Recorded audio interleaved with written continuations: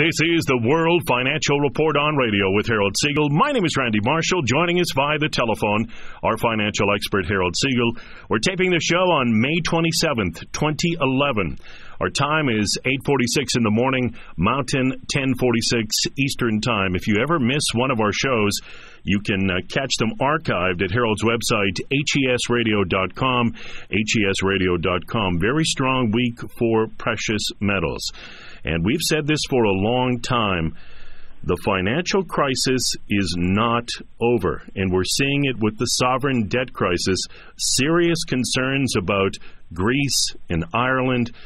Harold, they're really worried about contagion, and it's spreading all around the world because many different countries own the debt of Greece and Ireland. It's a very serious situation. And as a result, we saw precious metals, particularly silver, have a fantastic week. You bet, Randy, and that's very, very true. It was a very strong week at a time when people are very concerned, about what's happening around the world, and gold and silver are obviously the markets that they run to. As we're taping the show on Friday, gold is up $13 on the day, and we're trading at $1,532. So gold is doing extremely well. Silver's up 70 cents on the day. We broke $38. We're at $38.08. Now on this pullback, where silver dropped from 50 down to 32.70, it appears that that's going to be the bottom of the market. What we did feel initially was that this market was going to be a typical summer where it was going to take a few months for the market to recover from that, 35% sell-off. But basically, there's just such strong news in the market that this could be one of the years that the market actually rallies during the summer. And the last time this happened was back in the mid-1980s when gold actually doubled over the summer months. And again, it's very, very possible that with this sovereign debt situation in Greece, that we could see this market skyrocket during the summer. So I wouldn't want to be out of the silver market at all. The thing is that silver ran all the way up to 50, and people were buying silver at $50 like it was going out of style. The market pulled back into the low 30s, and now it's trading at around $38. I mean, if people were buying silver at $50 like it was going out of style, it's got to be a great buy in the mid-30s, and I do believe that you want to be in the silver market right now. Again, with what's happening in Greece, it's such a severe situation, and you look at what happens in Europe and you say, how is it going to affect me, and why do I really need to be concerned about it? We need to be concerned about it because, as Randy said at the beginning of the show, when these countries go under, it affects the financial markets almost the same way as Lehman Brothers did. Now, in 2008, when the markets plummeted, it was primarily because Lehman Brothers went out of business, and it caused a mass exodus of money being taken from the banks and the money market funds. In fact, people were so petrified about what happened here in the United States that they were lined up to take their money out of the banks. And there would have been a $4 trillion run on the money market funds, which would have destroyed the financial markets as we know them today. The only way that was averted was when the FDIC, the insurance company that backs the individual bank accounts here in the United States, they raised it from 100,000 to 250,000, and then what that basically did was calmed everybody down. But there would have been a $4 trillion run, and people would have taken their money out of the banks, and they would have buried it in their backyard and put them in their mattress type of thing. Now, let's go forward to Greece. Is it the next Lehman? I say it is. And the fact is, it's not a matter of when, if Greece defaults, it's a matter of when. And it could be next month, it could be next year. But the bottom line is you can't time these type of things because we're not necessarily privy to the inside information. All I know is that this market in silver has gone from $32 back up to $38 very quickly, and it's looking like it's building a very strong base. So my feeling is that with the Greek situation, with the situation in Greece, here's what's going to happen. First of all, the banks go insolvent. Every bank in Greece will go insolvent. That's going to scare the life out of everybody that has their money sitting in the bank. In fact, the Greek government will nationalize the banks. They'll take them over themselves. And that's going to be a massive problem. The other thing that's going to happen is that the government will forbid withdrawals from the bank. Now, could you imagine that there's a banking crisis in Canada, and you're lining up to get your money out of that bank, and they come out and say, I'm sorry, the banks are closed and nobody is allowed to take their money out, there will be rioting like you have never seen before, and this is what's going to happen in Greece. It's already starting to happen. And the fact is that why this is so important to us is because all of the financial situations are all intertwined, and it's all done through derivatives, and derivatives are the most dangerous investment vehicles that you could ever get involved in. And the fact is, most people and most companies that use them don't even know exactly how they work, and they're not even regulated, which is the scary thing. So you've got these countries that are so intertwined with these financial situations that in most cases can't be unwound. So the fact is that Greece is not going to get out of this situation. There's not enough money in Europe at this point to bail them out, because then you're going to have to bail out Ireland, and you're going to have to bail out Portugal and Spain and Italy, only to name a few. So the fact is, this market in gold is back up above $1,500. It's at $1,533 as we speak. Silver's gone from $32.70 basically back up to $38.39.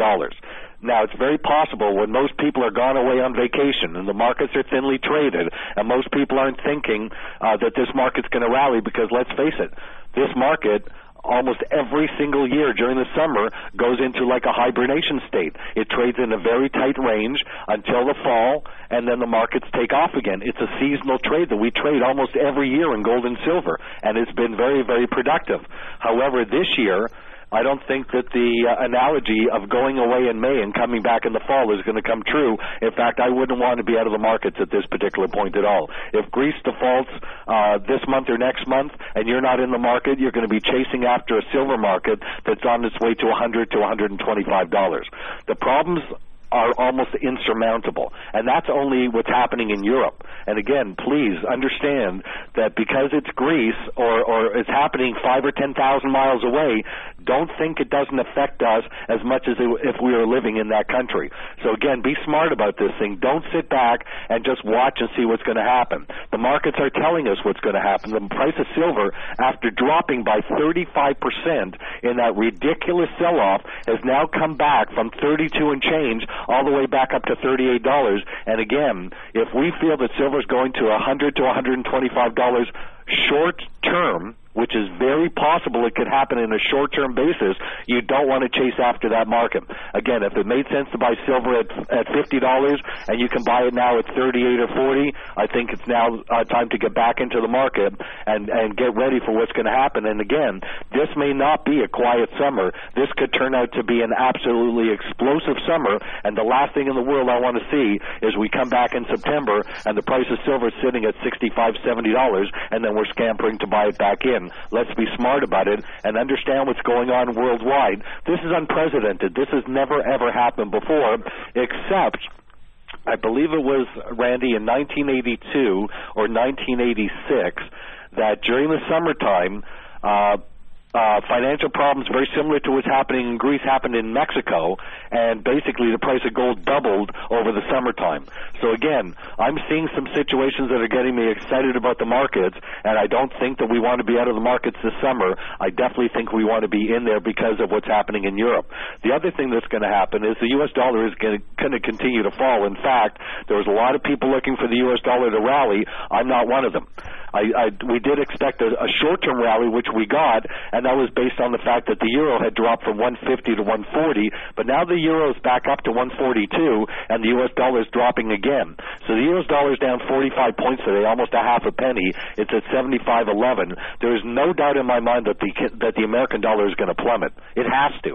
They printed so many U.S. dollars that it has to continue to drop. And from time to time, you'll see intervention in the markets where the U.S. will come in and buy their own currency, like China has done and other countries have done. But the fact is, it's only a short-term solution to a long-term problem. And the fact is, the U.S. dollar is doomed. Now, What we feel is that they will continue with probably QE3, and that's going to devalue the dollar even more. On top of that, we know that the U.S. does not want to raise interest rates to fight inflation, and we're going to talk about inflation because that's the biggest problem there is out there. But if they don't raise interest rates, the U.S. dollar is going to continue to fall, and gold and silver will continue to run. So as long as we're convinced that the dollar is a weak currency and will continue to fall, you want to be in gold and silver.